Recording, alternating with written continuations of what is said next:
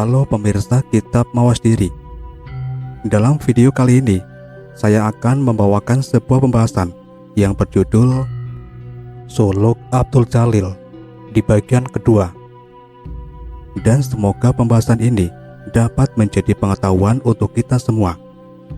Tanpa berlama-lama lagi, langsung saja kita ke pembahasannya. Akhirnya, dengan bekal ngalah itulah aku hadapkan kiblat hati dan pikiranku hanya kepada Allah. Seluruh keraguanku kusingsingkan, seluruh keinginanku aku singsingkan, bahkan seluruh gantungan harapanku kusingsingkan. Saat semua menyingsing, terbukalah hijab demi hijab yang menyelubungi kebenaran. Saat itulah aku peroleh pencerahan rohani, sebagaimana yang pernah engkau alami saat mencapai kesadaran burung. Dan ternyata saat itu pula Syekh Datu Abdul Jalil datang menemuiku sambil berkata, "Sesungguhnya aku mengusirmu dengan tujuan agar aku tidak menjadi hijab antara engkau dan dia." Saat itulah aku baru sadar tentang ketinggian martabatnya sebagai pengajar tauhid.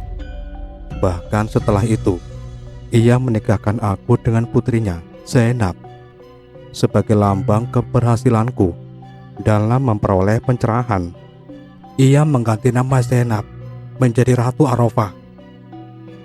Kami pernah mendengar bahwa Syekh Datu Abdul Jalil mengajarkan martabat 7 dan membagi kedudukan pengikut-pengikutnya ke dalam jenjang-jenjang kedudukan. Apakah pernikahan Paduka dengan putrinya yang dinamai Ratu Arafah itu memiliki keterkaitan makna dengan kedudukan Paduka sebagai pengikut Syekh Datu Abdul Jalil? Tanya Raden Ketip dengan rasa ingin tahu berkobar-kobar. Raden Syahid terdiam. Beberapa kali dia menarik napas panjang. Sejenak setelah itu dia berkata, "Sesungguhnya beliau tidak pernah membagi-bagi kedudukan pengikut-pengikutnya, tetapi pengikut-pengikutnya sendirilah yang telah membagi-bagi kedudukan masing-masing berdasar tingkatan makom. Yang hal itu dilakukan sangat rahasia. Yang tertinggi di antara pengikut-pengikut adalah yang digolongkan ke dalam kelompok Ahadiyah, kemudian kelompok Wahdat, kelompok Wahidiyah, dan seterusnya. Bolehkah kami mengetahui salah satu di antara mereka itu, oh Paduka Guru?" pintar dan Ketip. Salah satu di antara pengikutnya yang menggolongkan diri ke dalam kelompok Ahadiyah adalah Pangeran Karucil, bangsawan asal Belambangan yang mengajarkan tauhid di Gunung Argapura. Ia dikenal dengan nama Syekh Akadiyat yang tergolong ke dalam kelompok Wahdat. Salah satunya adalah susunan Wahdat Cakrawati, ahli Wahdat yang mengajarkan tauhid di Ponang, Tuban, Komalasa, dan Karangkemuning.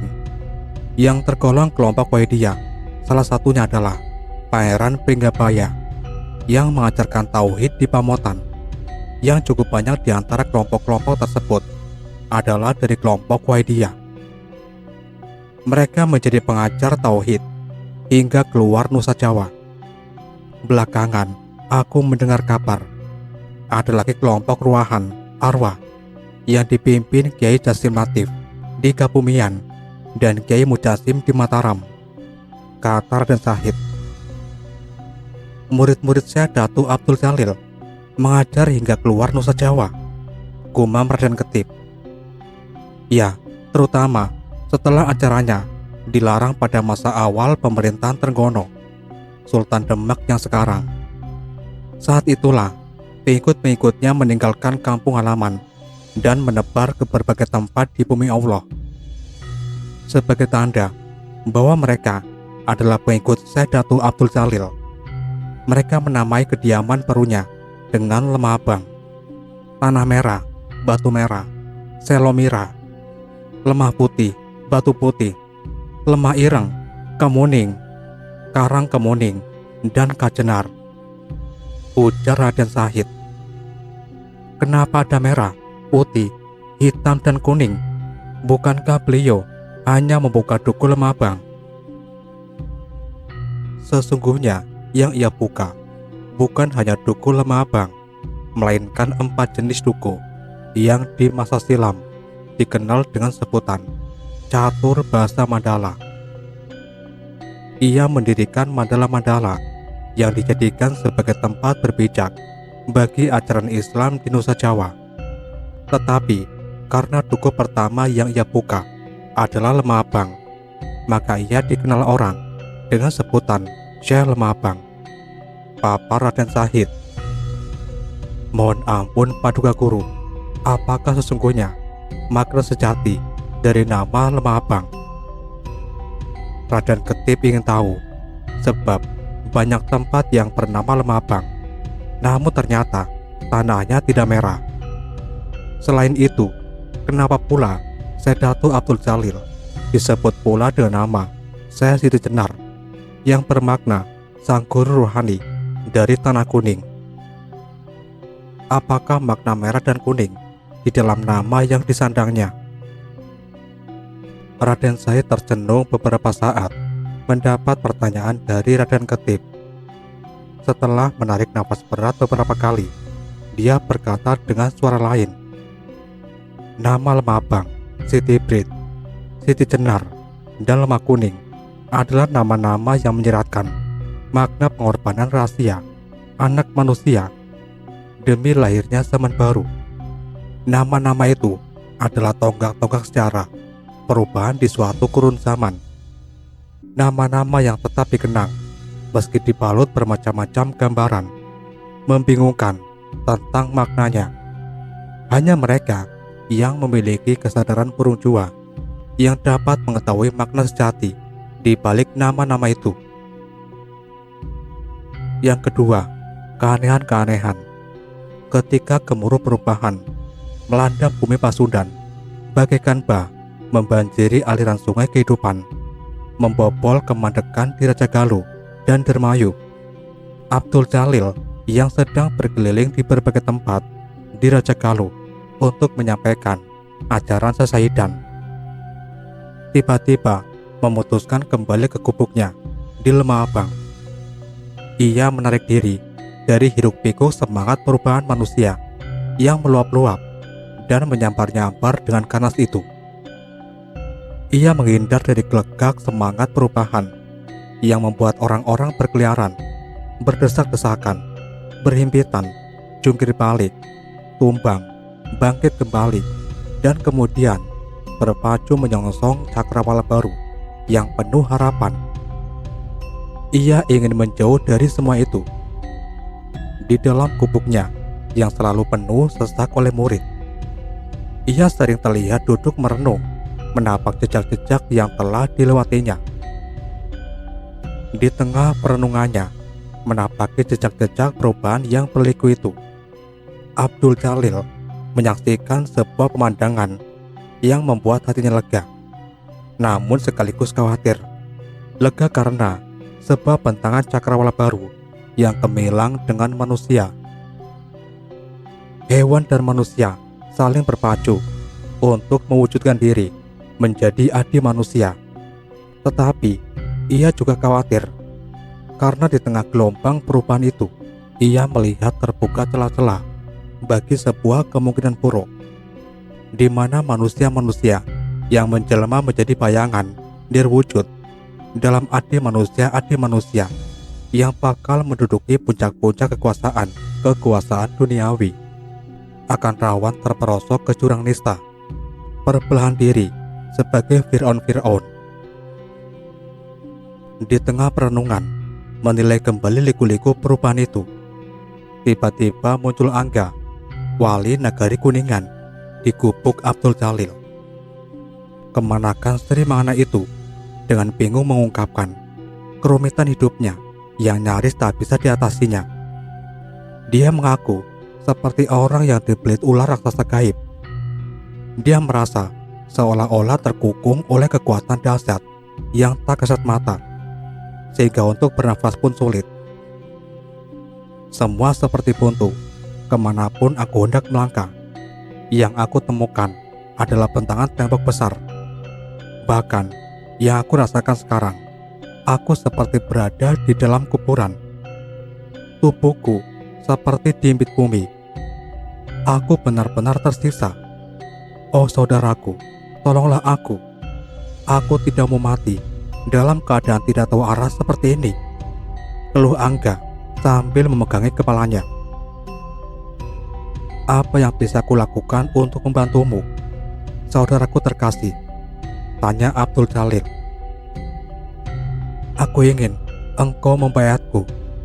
Bimbinglah aku ke jalanmu. Aku sangat yakin engkaulah yang bisa menolongku dari kesempitan yang kualami ini, kata Angga sambil memegangi tangan Abdul Jalil. Apakah yang engkau alami ini? Menurut hematku, karena engkau telah banyak melupakannya. Karena itu, kembalilah kepadanya. Ingatlah dia sebanyak mungkin. Niscaya engkau akan lepas dari penderitaanmu. Aku sudah mengingatnya terus dengan bersembayang. Malahan, aku terus memanjatkan doa kepadanya. Tetapi semua bagaikan buntu. Allah yang kusembah tidak menjawab doa-doaku. Padahal menurut kakek, nenek, ibunda, ayahanda, dan guru agamaku, Allah itu maha pemurah, maha pengasih, maha mengabulkan doa. Kenyataannya, apa yang aku inginkan tidak ada yang terpenuhi, sehingga aku jadi ragu dengan semua pelajaran agama yang telah kuperoleh sejak kecil, kata Angga. Jika demikian, kenapa engkau mau minta bimbinganku? Bukankah yang akan aku sampaikan kepadamu tidak jauh berbeda dengan apa yang telah disampaikan keluarga dan gurumu? Abdul Jalil balik bertanya. Tidak, aku yakin yang akan engkau ajarkan tidak sama dengan mereka. Di tengah kesempitan yang menyesakan ini, justru aku melihat bayanganmu berkelebat memasuki ingatanku, seperti cahaya matahari menerangi malam yang gelap gulita.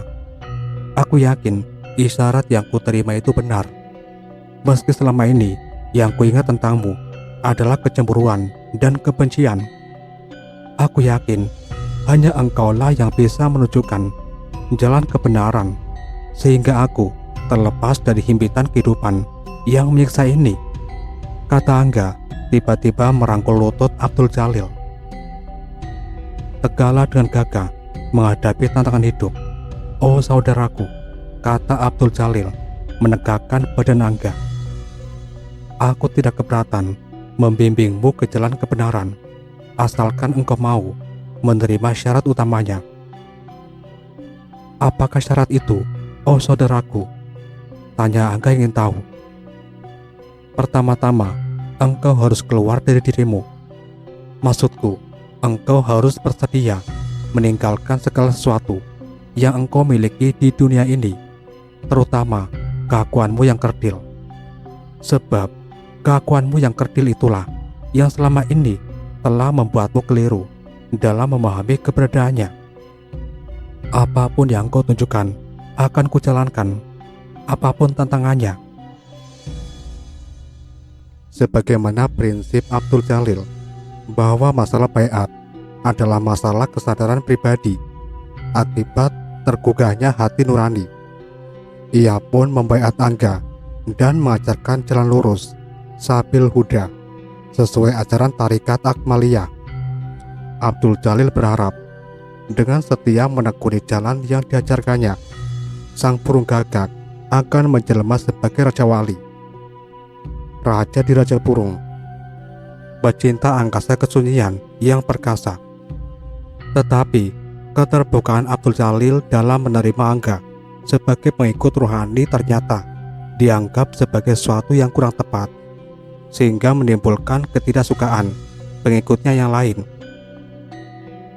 Beberapa murid terang-terangan menyatakan ketidakpahaman mereka terhadap kehadiran Angga di Lemah Abang, terutama dengan baiatnya sebagai pengamal Tarekat Akmaliyah. Bahkan Liu Sung, pemuka suku Tungsing Caruban yang selama perang dengan Raja Galuh ditugaskan menjaga kota Caruban. Tiba-tiba datang ke Lemabang dan menyatakan keheranannya atas kesudian Abdul Jalil menerima Angga sebagai pengikut. Kami khawatir dia akan melakukan tindakan-tindakan tidak terpuji dengan membawa-bawa nama Tuan Syekh. Itu akan merugikan semua orang, terutama Tuan Syekh sendiri. Bukankah selama ini dia sudah sering mempermalukan Sri Magana dengan tingkahnya yang tidak terpuji, kata Liu Sung. Sesungguhnya Angga hanyalah manusia sengsara yang menjadi korban dari lingkungan yang membentuknya. Sejak kecil, dia hanya menjadi alat orang-orang sekitarnya untuk melampiaskan dendam, sehingga dia kebingungan saat menerima akibat dari tindakan-tindakan yang tidak disadarinya. Abdul Jalil menjelaskan. Apakah itu bukan akibat dia selalu dimanja oleh keluarganya? Tanya Liu Sung. Paduka Khalifah telah bercerita banyak kepadaku tentang Angga, kata Abdul Jalil dengan suara perlahan. Betapa sejak kecil Angga dan saudara-saudaranya sudah dicekoki oleh dendam dan kebencian terhadap kakeknya, Prabu Guru Dewata Prana, dan terutama kepada para pendeta kerajaan.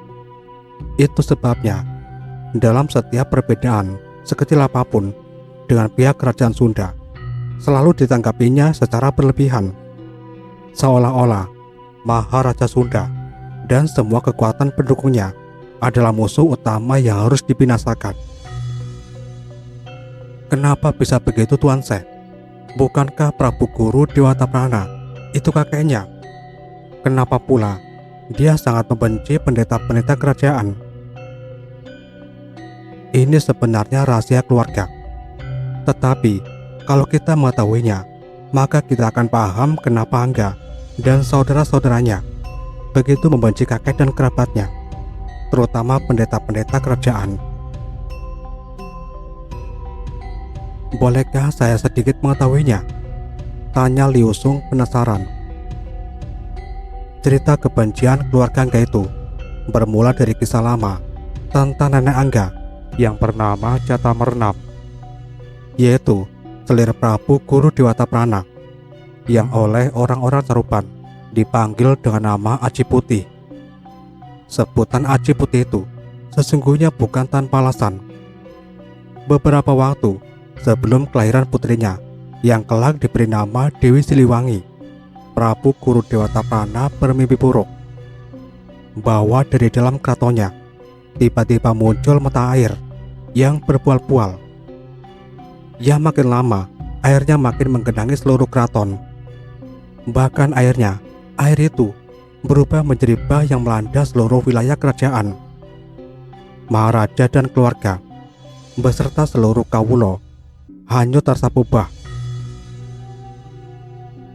Mimpi buruk itu oleh para pendeta yang menjadi penasihat rohaninya ditafsirkan sebagai suatu tengaran buruk bagi kerajaan Sunda akibat tersiarnya agama baru. Mereka menganggap bah itu adalah agama baru, yaitu Islam, dan mata air itu adalah keluarga Maharaja sendiri, yaitu selir bernama Jata Merenam, satu-satunya keluarga Maharaja yang beragama Islam. Para pendeta menyatakan jika hal itu dibiarkan, maka keturunan Jata Merenam akan menimbulkan kerusakan dan kebinasaan bagi kerajaan Sunda. Sebab yang akan menentang agama baru itu bukan hanya para nayaka praja kerajaan, tetapi juga para buto yang tidak suka dengan agama baru tersebut. Lantaran itu, agar mimpi buruk itu tidak menjadi kenyataan, harus diadakan upacara kurban persembahan kepada para buto atau butoyatna, dan sebagai korban persembahan aji untuk para buto yang paling tepat adalah selir Prabu Guru Dewata Prana, putri Jata Merenam. Dengan demikian, tidak saja para buto akan bisa diredam kemarahannya, tetapi mata air itu dengan sendirinya tidak akan lagi mengalirkan sumbernya. Dengan alasan demi keselamatan kerajaan dan seluruh kawulo, Prabu Guru Dewataprana akhirnya merelakan selirnya, Putri Catamarnam, dijadikan aji. Tetapi dengan alasan Putri Catamarnam masih hamil, maka pelaksanaan korban itu menunggu hingga dilahirkan. Demikianlah, setelah melahirkan seorang bayi perempuan yang dinamai Dewi Siliwangi, Putri Catamarnam dijadikan korban untuk para puto. Bayi Dewi Siliwangi dijauhkan dari keraton dengan cara dikembalikan kepada kakek dan neneknya, Haji Mahuang dan Nyi Roro Rudro yang tinggal di Caruban. Peristiwa mengorbankan Putri Catamarnam ini sangat memukul jiwa keluarga Haji Mahuang dan Nyi Roro Rudro, bahkan penduduk Caruban yang beragama Islam. Lantaran itu, untuk menandai peristiwa tersebut, penduduk Caruban sepakat menyebut Putri Catamarnam dengan nama Nyi Aceh Putih, yang bermakna Putri Suci yang menjadi korban persembahan Putokolo. Prabu Guru Dewataprana sendiri oleh penduduk Caruban disebut dengan gelar Prabu Siliwangi, yaitu sebutan menurut nama putrinya yang lahir dari Putri Catamarnam. Hal itu dimaksudkan agar sang Prabu selalu teringat kepada keberadaan putrinya, Siliwangi, sekaligus selalu mengingat peristiwa keji itu. Dewi Siliwangi, Ibunda Angga, dibesarkan oleh lingkungan orang-orang yang kecewa dan sakit hati dengan peristiwa itu. Lantaran itu, saat dewasa, ia diam-diam menaruh dendam kepada ayandanya yang sampai hati menjadikan ibundanya sebagai korban persembahan. Ketika ia menikah dan berketurunan, semua putranya sejak kecil sudah diwarisi bibit kebencian kepada kakeknya, Prabu Guru Dewataprana, yang dianggapnya sebagai pembunuh ibundanya. Nah, dari cerita rahasia keluarga ini, kita akan memahami kenapa Angga dan saudara-saudaranya begitu membenci kakeknya dan para pendeta kerajaan, kata Abdul Jalil. Liusung menarik nafas berat. Sejenak, setelah itu ia bergumam lirih. Pantas saja Sri Mangana selama ini membiarkan Angga dan saudara-saudaranya bersikap memusuhi sanak kerabatnya sendiri, sehingga terkesan ia memanjakan mereka. Rupanya Sri Mangana bisa memahami hal itu dan memanfaatkannya untuk kepentingan mempertahankan kekuasaannya. Sri Mangana memanfaatkannya untuk kepentingan kekuasaan. Apa maksudmu? Tanya Abdul Jalil. Kami kira penempatan Ayahanda Angga sebagai gedeng di Kemuning dan pengangkatan Angga sebagai penguasa Kuningan bukan tanpa maksud apa-apa. Tetapi bukanlah hal itu bisa ditafsirkan bahwa dengan kebijakan itu Sri Mangana dengan cerdik dapat menjaga perbatasan Caruban dengan Galuh Pakuan, Talaga dan Raja Galuh. Kalau itu benar sekali, bahkan karena alasan itu, perbatasan Caruban di selatan ditetapkan di Cigugur, yang mengandung makna suara gemuruh-guruh. Dalam bahasa Sunda, gugur atau guru, lambang Rudro yang berteriak, perwujudan jiwa yang dahsyat dan akan menggugurkan semua kekuatan, semua makhluk yang melintasinya. Sri Mangana seolah memberi peringatan kepada Ayahanda dan para saudaranya agar mereka tidak melewati Cigugur. Sebab Cigugur tidak saja mengandung perlambang nama Rudra, tetapi juga menyembunyikan lambang penderitaan dan rasa sakit hati. Ibunda Putri Catamarnam, Nyi Roro Rudro, kata Abdul Jalil. Seperti itukah makna rahasia di balik nama Cigugur? Gumam Liusung terkagum-kagum. Makanya selama ini pasukan Galuh dan Talaga seperti tabu melintasi Cigugur. Bahkan kami dengar cerita Angga dan pengawalnya yang lari ke Kuningan tidak diburu lagi oleh musuhnya ketika memasuki Cikugur. Sungguh mengagumkan kecerdikan Sri Mangana dalam menggunakan perlambang untuk menggetarkan hati nyali musuh-musuhnya. Tahukah engkau tentang hikmah di balik peristiwa itu? Tentu saja Tuan Syekh yang lebih tahu. Pertama-tama, tafsiran para pendeta atas mimpi Prabu Guru Dewata Prana itu benar, namun sedikit meleset. Sebab mata air yang berbual-bual di dalam keraton yang bakal menjadi bah itu bukanlah Putri Catamernam, melainkan putra Prabu Guru Dewata Prana yang lain, yaitu Pangeran Walangsungsang. Para pendeta keliru dalam menafsirkan mata air dengan perempuan dan pancuran dengan laki-laki, sehingga Pangeran Walangsungsang luput dari bidikan tafsir mimpi mereka. Sekarang mimpi itu mewujud menjadi kenyataan. Mata air yang berbual-bual dari dalam keraton itu ini telah menjadi bah. Raja Galuh sudah dilepaskan, Darmayu tergulung. Bahkan aku mengira pada gilirannya nanti seluruh bumi Pasundan, termasuk keraton Pakuan Pajajaran, akan tenggelam dilanda bah Islam yang disebarkan Pangeran Walangsungsang, kata Abdul Jalil.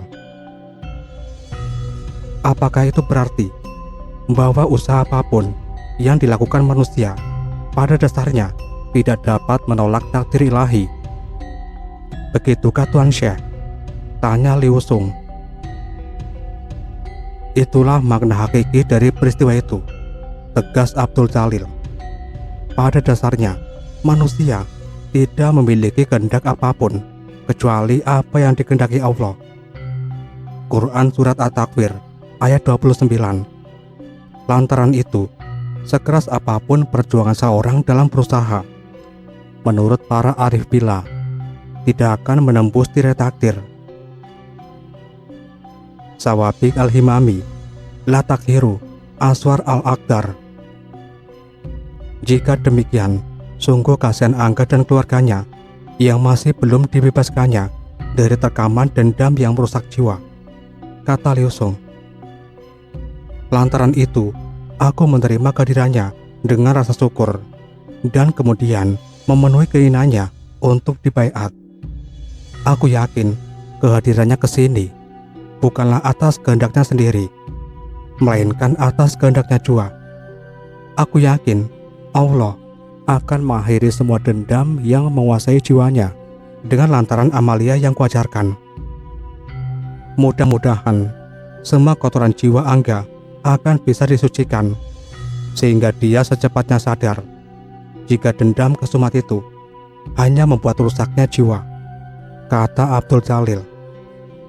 Kami juga berharap demikian Tuan Syekh. Hari-hari selama di Lemah Abang, meski diliputi suasana tenang dan tentram, dengan gelak tawa dan candaria orang-orang yang patuh dan selalu setia melayaninya, ternyata tidak mampu meredam gejolak jiwa Abdul Jalil yang laksana samudra diaduk badai. Di tengah panah waktu yang meleset, ia merasakan jiwanya seperti kapal yang terombang-ambing dipermainkan gelombang lautan ganas. Bahkan jauh di kedalaman palung jiwanya, ia merasakan tarikan dan sentakan yang menggerus pantai kesadarannya, seolah-olah terkaman kekuatan gaib yang akan melemparkannya dari gubuknya. Ia seolah-olah diseret oleh suatu kekuatan adi duniawi untuk pergi meninggalkan gubuknya tanpa alasan yang jelas. Apa yang dirasakannya sebagai sesuatu yang aneh, ditangkapnya sebagai tengara. Bakal terjadi sesuatu yang membuatnya meninggalkan gubuknya, meski ia tak tahu kapan hal itu akan terjadi. Ketika akan mengaitkan antara gelagak jiwanya dan liku-liku perjalanan hidupnya di tengah arus perubahan yang telah dilaluinya, ia mendadak terkejut sendiri, sebab di hadapannya terpampang dengan jelas sebuah kenyataan yang mengejutkan dan membuatnya makin sadar diri akan kekurangannya. ia menyaksikan kenyataan betapa tugas yang dijalankannya sebagai penyulut api perubahan belumlah tuntas. Pekerjaan besar untuk menata nilai-nilai kehidupan sebuah bangsa yang ambruk masih belum selesai.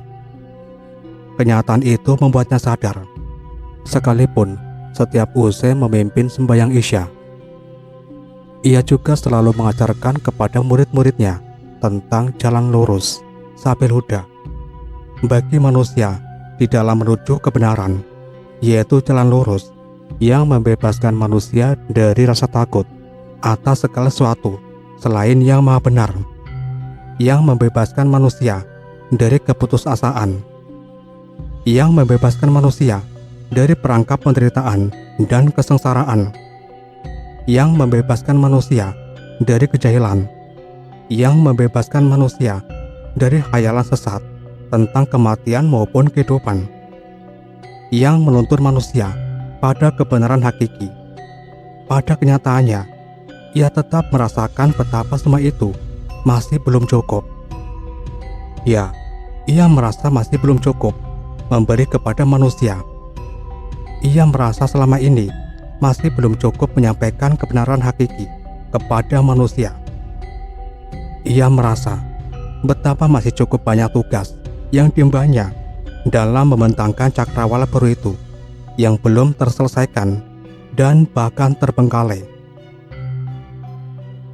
Sadar bahwa tugas belum selesai dan sesuatu yang tak menyenangkan bakal terjadi, Abdul Jalil buru-buru mengumpulkan mereka yang selama ini telah menunaikan tugas untuk mencatat dan menyusun cerita-cerita, dongeng-dongeng, adab, dan ajaran hidup yang berdasar pada tauhid.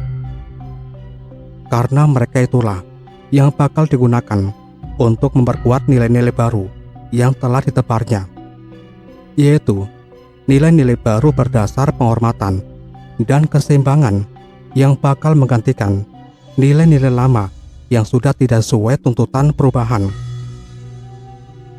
Di antara mereka itu adalah Raden Syahid, Raden Sulaiman, Ki Gedeng Pasambangan, Syekh Abdul Malik Israel, Syekh Pentong, Ki Sarajaya, dan Ki Luwung Seta. Ia merasa senang saat mengetahui mereka ternyata telah menyelesaikan pekerjaannya dengan baik, meski belum sempurna. Raden Sulaiman yang mendampingi Syekh Bayanuwo di Gunung Gundul telah mencatat cerita-cerita dongeng keislaman, Persia dan Melayu. Raden Sulaiman menjelaskan, selama tinggal bersama Syekh Bayanuwo, ia telah menyusun sejumlah naskah yang berkaitan dengan tarik dan keteladanan Nabi Muhammad SAW yang diberi judul Babat Mekah, Kitab Bayanuwo, Hakikat Sayyid Abdullah, Nur Buat, Babat Nabi, Hikayat Nabi Muhammad, Carita Paras Nabi, dan Carita Nabi Nikah. Semua naskah masih ditulis dalam bentuk prosa dengan catatan-catatan. Raden Syahid yang selama beberapa waktu mendampingi Raden Qasim untuk mencatat cerita dan dongeng yang dituturkan oleh Syekh Bayanuwo, mengaku pula bahwa ia telah menyusun sejumlah naskah yang berkaitan dengan kisah kepahlawanan dan pelajaran tasawuf. Ia telah menyelesaikan sejumlah naskah yang diberi judul Martabat Alam 7, Tapel Adam, Kitab Nur Muhammad, Serat Menak, Suluk Rumaksa ing Wengi, dan Saturan Nawaruci. Sampai di sini dulu pembahasan kita kali ini. Dan nantikan kelanjutan pembahasan ini di video berikutnya. Tetap di channel Kitab Mawas Diri.